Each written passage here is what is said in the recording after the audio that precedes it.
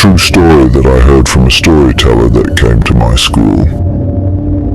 There once was a family that lived in Ireland. They went to live in America, so they shipped their mansion brick by brick across the ocean and then rebuilt it.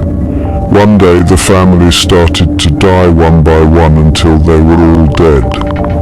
Right behind the mansion there was a small pond and a tomb that held the coffins of the dead family members. One day several boys wanted to have a party and decided that the tomb would be a great place to have it. They got a paddle boat and floated across the pond. They decided also to play a game of dares. One boy said, "I dare you to go up and touch the tomb." So the boy did. Then he said to the next guy, "I dare you to knock on the door." So he did. Then he asked the next guy, "I dare you to open the door." So he found a crowbar and took off the chains on the door and opened it wide. He then asked the next guy, "I dare you to go inside." But the seventh boy was too afraid. He said, "We shouldn't do this. I'm going home." So that's exactly what he did. However, all the others went inside. They took all the bones and threw them into the pond.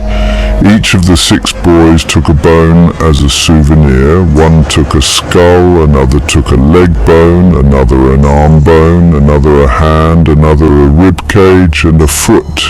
After that they left. But a few days later, the guy who took the skull fell off his friend's motorcycle and broke his own skull. He died there and then.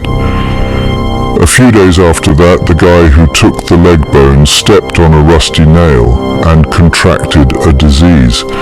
He later died from the disease, so whichever bone they took, that was the way they would die. When I went home, I told my father this story. His eyes grew wide and he asked me where I heard the story. When I told him, he took in a deep breath and said, "I was the 7th boy."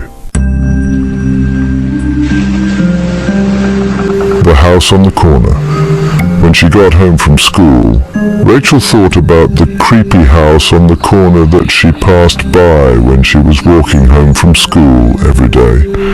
It had been vacant for more than 3 years. She always heard stories about how an entire family had been murdered there by a crazed madman who escaped from the mental asylum. There were stories about their ghosts lurking in the old place and killing anyone who set foot inside. Of course, Rachel didn't really believe it. One night, Rachel and her friend Olivia decided to put those stories to the test. The girls decided to stay in the house for one whole night, so they took sleeping bags, food, and water with them and went into the house. A few hours later, they heard footsteps coming down the stairs. A voice said, "Leave now." Just as they were about to head for the door, all of the lights went out. The footsteps got closer and closer. The voice became louder and louder until it was almost deafening. The next day, the news said that 2 girls had been found murdered in an abandoned house. The blood-covered tree. A preteen girl lay in her bed. She was scared to go to school because her best friend had been murdered. The killer was never found.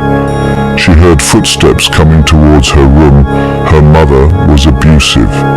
Katie was the child's name. Katie got up in a hurry and crept out of her room, but nobody was there. She started to panic and ran down the stairs.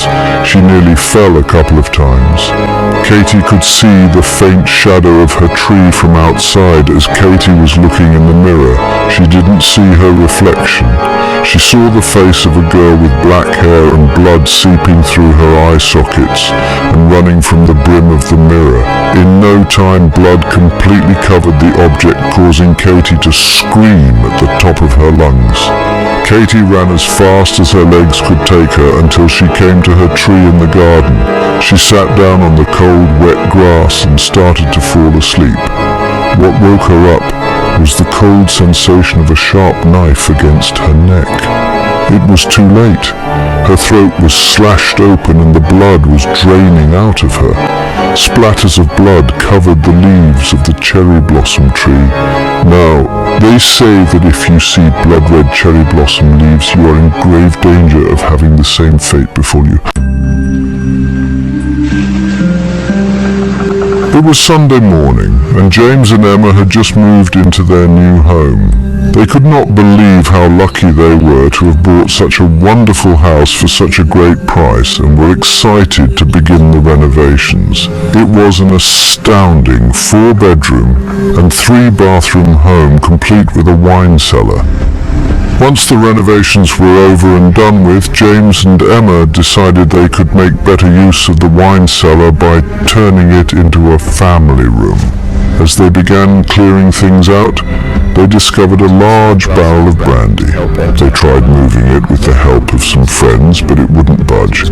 James suggested that they have a housewarming party and serve glasses of brandy to help empty out the barrel. Then it would be easier to move. The party was going great, and before they knew it, the barrel was nearly empty.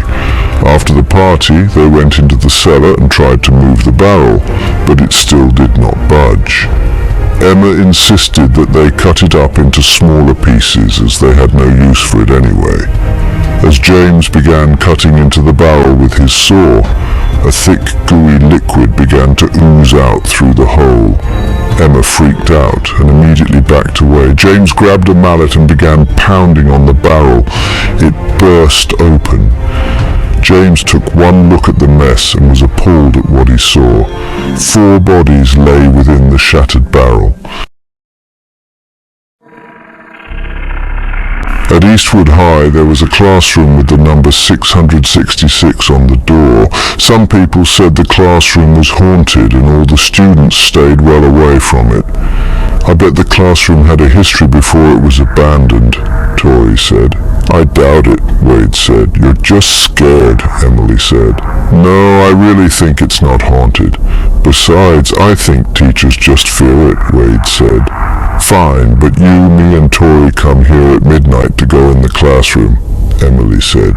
Deal, Wade and Tori both said. At midnight, they were sneaking out of their houses. When they got into the school, they were ready to go in the classroom. When they got in, they didn't see anything that was scary. This seems like a normal classroom, Emily said, but just after she said that, she saw a teacher spinning its head slowly. She freaked out and tried to get out of the classroom. Unfortunately, the door was locked and so were the windows. Then they saw the teacher at the blackboard writing the name Tori.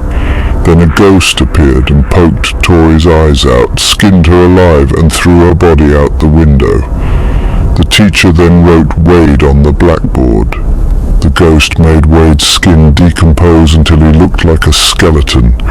Finally, the teacher wrote Emily on the board. The ghost tried to skin her alive, but she managed to run out of the classroom and shut the door behind her.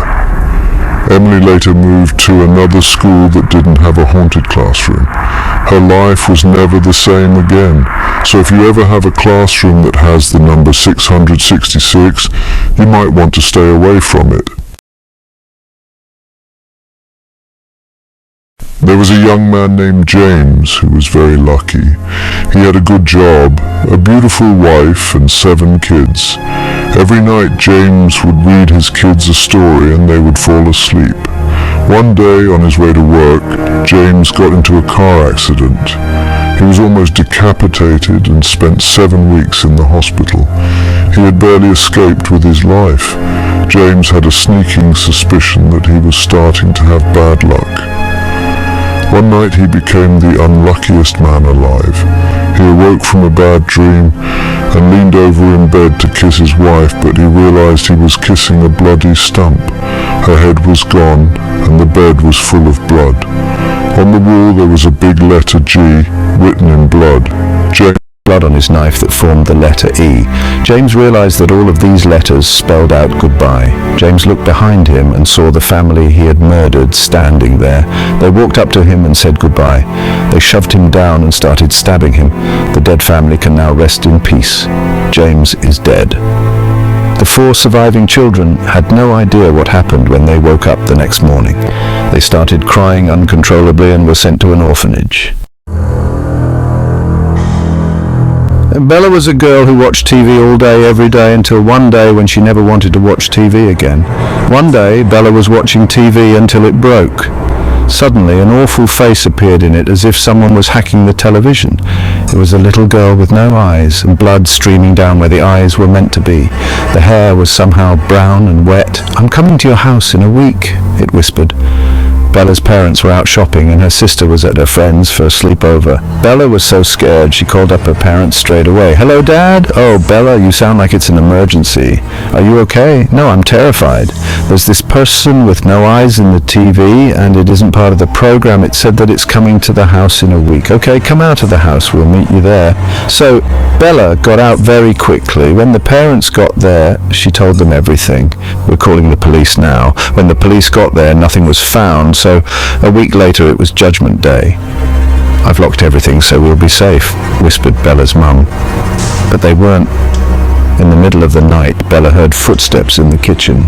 She decided to go back to sleep, but the next morning police found the family's dead bodies with blood on their chests.